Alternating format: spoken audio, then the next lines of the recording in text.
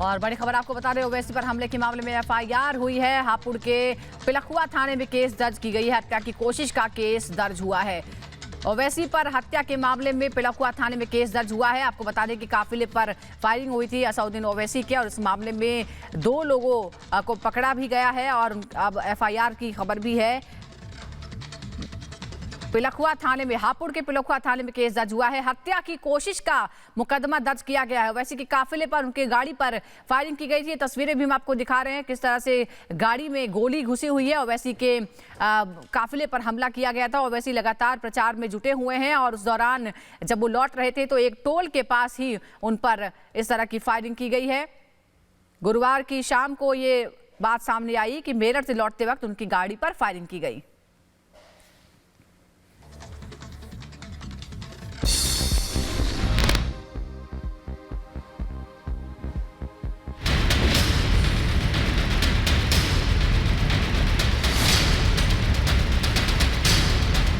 हमारे को जान से मारने के लिए किया गया। ये सीसीटीवी फुटेज उस हमले की है जो AIMIM अध्यक्ष असदुद्दीन ओवैसी के काफिले पर हुआ। ये एक ऐसा हमला था जिसमें ओवैसी की जान बाल बाल बची। इंक्वायरी डिमांड करते हैं। ये हमारी जान लेने के और हमारे अटेम्प्ट टू हमारे को जान से मारने के लिए किया गया। रेकी किया गया, पूरा प्लान बनाया गया। इनके पीछे कौन है, किसने इस तरह की कॉन्स्पिरेसी की, ये सरकार, दोनों सरकारों का काम है। अब देखते हैं कि सरकार अपनी पूरी माइट को इस्तेमाल करेगा नहीं करेगा।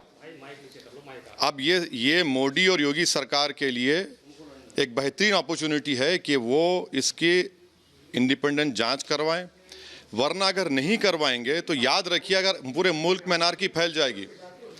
एक MP के ऊपर, एक पार्टी के प्रेसिडेंट के ऊपर जिसके 80-90 कैंडिडेट चुनाव में लड़ने जा रहे हैं, उस पर आप हमला करते हैं।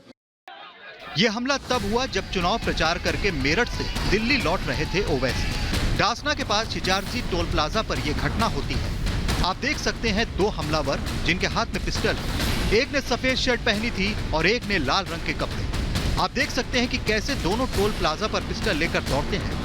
लाल कपड़े पहने वाला व्यक्ति आगे एक गाड़ी से टकराते टकराते बचता है और नीचे गिर जाता है। वहीं सफेद कपड़े वाला व्यक्ति हाथ में पिस्टल लिए फायर करते दिख रहा है। ओवैसी की गाड़ी पर 3 से 4 गोलियां लगती हैं। ओवैसी का कहना है कि यह हत्या की साजिश थी। मैं तो उन 2 लोगों को जानता भी नहीं हूं कौन थे। ये हम बता रहे हैं कि एक व्हाइट जैकेट पहना हुआ था, एक रेड हुडी पहना हुआ था, उन्होंने फायरिंग की। उनको कुछ नहीं चाहिए। हम 1994 से पॉलिटिक्स में हैं। 2022 तक हमने कोई सिक्योरिटी नहीं ली। हम हर साल लिख के देते हैं कि हमको सिक्योरिटी नहीं चाहिए, क्योंकि हम नहीं पसंद करते कि एक आवाम का जो नुमाइंदा होता है, एक सांसद है, उसके अतराफ में लोग बंदूक लेकर फिरें। हमको पसंद नहीं, हम वो कल्चर को मानते भी नहीं है। और अगर ऐसा हो रहा है और 10-12 फीट से एक 90 डिग्री इस पर एक ऑफिसर गोली चला रहा है और उनको मालूम कि टोल गेट पर हर गाड़ी रुकेगी, तो हमको लगता है कि ये बराबर प्लानिंग से किया गया, हमारी हत्या करने के लिए किया, और इलेक्शन के दौरान में किया जा रहा है।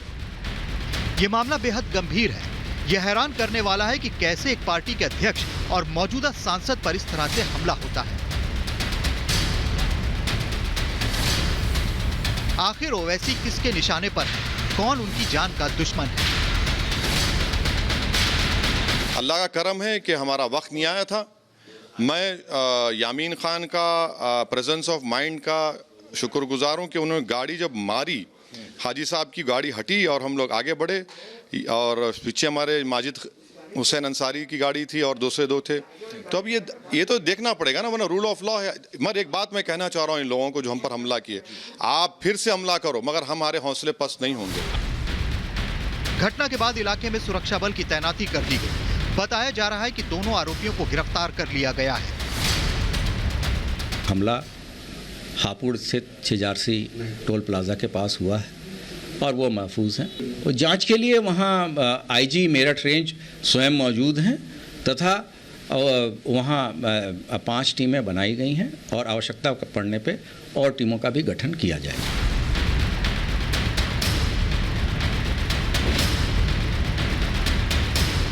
जिस गाड़ी पर ओवैसी थे उस पर गोलियां लगती हैं। गाड़ी पर गोली के निशान साफ हैं। गाड़ी पंक्चर हो जाती है।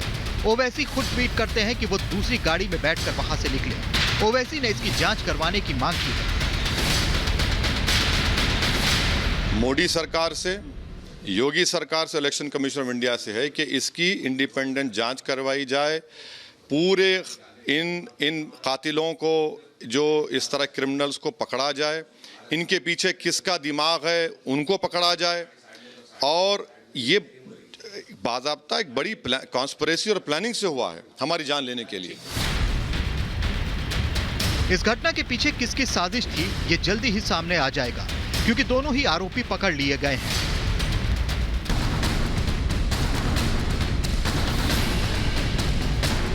लेकिन सवाल यह है कि आखिर हैदराबाद के रहने वाले ओवैसी से पश्चिम यूपी में किसकी दुश्मनी है जो उन पर ऐसा जानलेवा हमला हुआ। ये यूपी चुनाव में गड़बड़ी फैलाने की कोई साजिश तो नहीं है।